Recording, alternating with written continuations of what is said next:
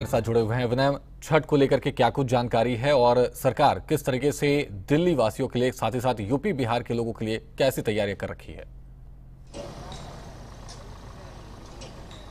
बिल्कुल, आज नहाय खाए के साथ छठ महापर्व की शुरुआत हो चुकी है और फिलहाल मैं दिल्ली के आईटीओ स्थित यमुना घाट पे मौजूद हूं और चूंकि नहाय खाए का पर्व है आज और ऐसे में जो छठ व्रती है वो आप देख सकते हैं कि यमुना घाट पे पहुंचे हैं। अब चूंकि नहाकर ही आज के दिन की शुरुआत होती है और इसीलिए यहाँ पे नहाय खाए की शुरुआत यमुना नदी में डुबकी लगा के छठ व्रती कर रहे हैं।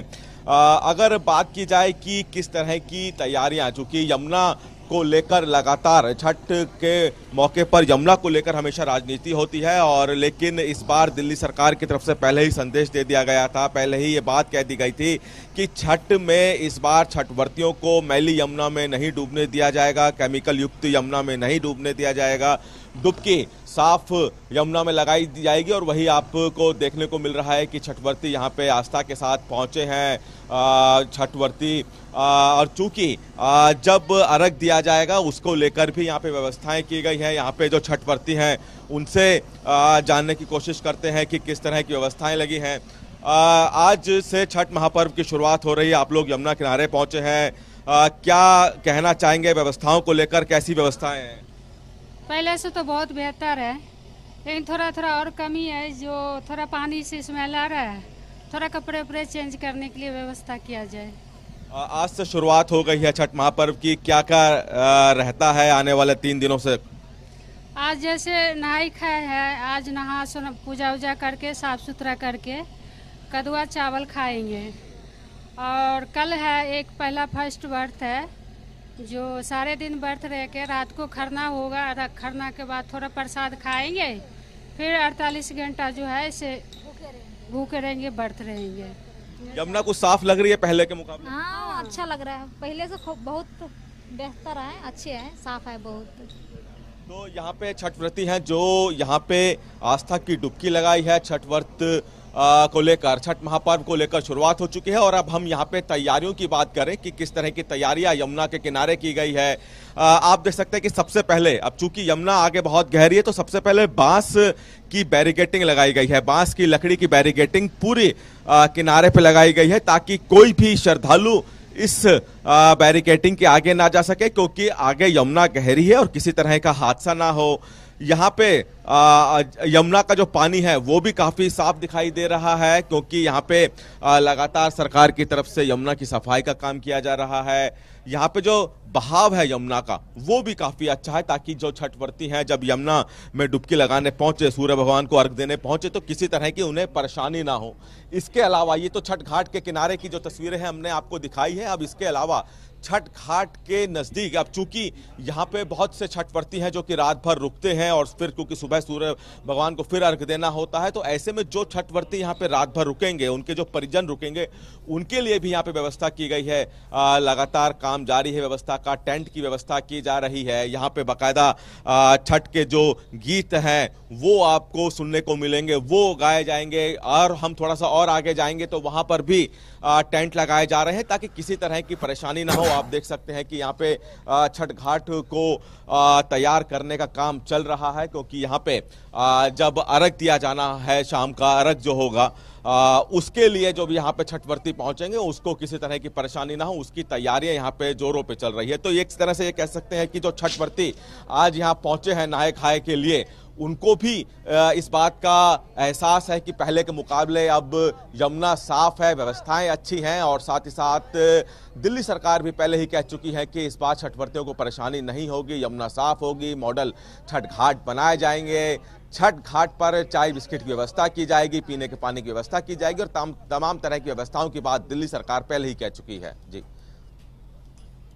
विनय, जिस तरीके से आपने कहा कि छठ घाटों को लेकर के पहले से सियासत देखने को मिली है, इस बार भी आप बता रहे हैं कि बिहार विधानसभा चुनाव होने ही वाले हैं कुछ समय में, और उससे पहले छठ घाटों की अगर बात की जाए तो दिल्ली में यूपी बिहार का एक मजबूत तबका रहता है। क्या इसका असर बिहार चुनाव पर भी पड़ेगा, क्योंकि ज्यादातर जो लोग हैं वो यूपी बिहार के हैं और बिहार में विधानसभा के चुनाव होने वाले हैं?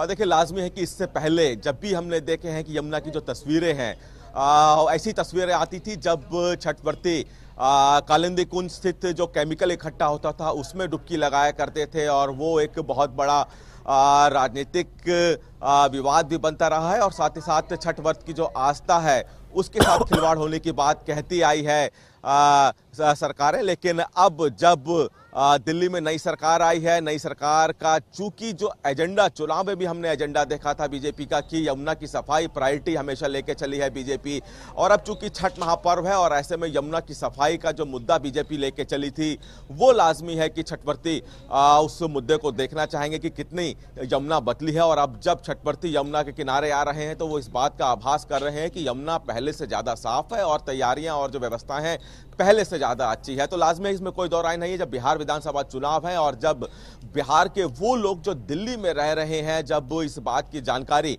अपने रिश्तेदारों को जो बिहार में रह रहे हैं देंगे कि दिल्ली में काफी व्यवस्था भारतीय जनता पार्टी की सरकार ने की है छठवर्तियों के लिए, तो लाजमी है कि इसका असर जरूर पड़ेगा। लेकिन दिल्ली सरकार का कहना है कि यमुना की सफाई उनकी प्रायोरिटी यानी कि उनका पहला मुद्दा रहा है और उसी के तहत यमुना सफाई की जा रही है। छठवर्तियों की आस्था से किसी तरह की खिलवाड़ ना हो इसका भी ध्यान यहाँ पे दिल्ली सरकार रख रही है और उसी के तहत यहाँ पे तमाम व्यवस्थाएं भी की जा रही हैं। जी बिल्कुल।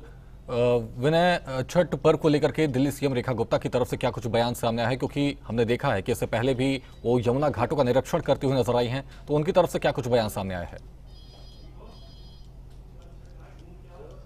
छठ घाटों के निरीक्षण को लेकर ना सिर्फ दिल्ली के मुख्यमंत्री बल्कि पूरी दिल्ली कैबिनेट, चाहे वो कि दिल्ली कैबिनेट के मंत्री कपिल मिश्रा हो, मनजिंदर सिंह सिरसा हो, परवेश वर्मा हो या बाकी जो अन्य मंत्री हैं, वो ग्राउंड पे दिखे हैं पिछले कुछ दिनों से। अलग अलग छठ घाट पर जाके उन्होंने दौरा किया है। खुद मुख्यमंत्री भी कई छठ घाटों पे गई है, उनका भी दौरा किया है।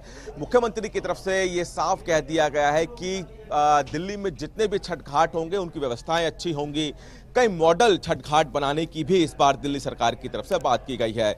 दिल्ली में जहां से यमुना प्रवेश करती है और जहां तक यमुना दिल्ली के आखिरी छोर तक होती है, सभी जितने भी छठ घाट होंगे वहां पे व्यवस्थाएं दिल्ली सरकार की तरफ से बनाने की बात कर दी गई है।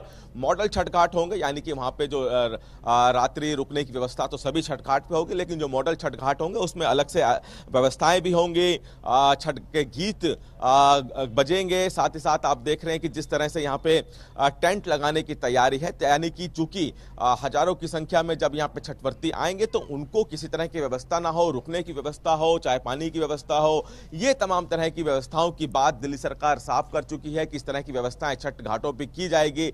और अब जब छठ महापर्व की शुरुआत हो चुकी है तो ये सभी व्यवस्थाएं फिलहाल छठ घाटों पे देखने को मिल रही है। जब पहला अर्घ दिया जाएगा उससे पहले सारे जो टेंट हैं वो लगा दिए जाएंगे और उसी के तहत जो छठवर्ती है यहाँ पे सुकून से अपना पर्व मना सकेंगे। जी धन्यवाद विनय तमाम जानकारियों के लिए।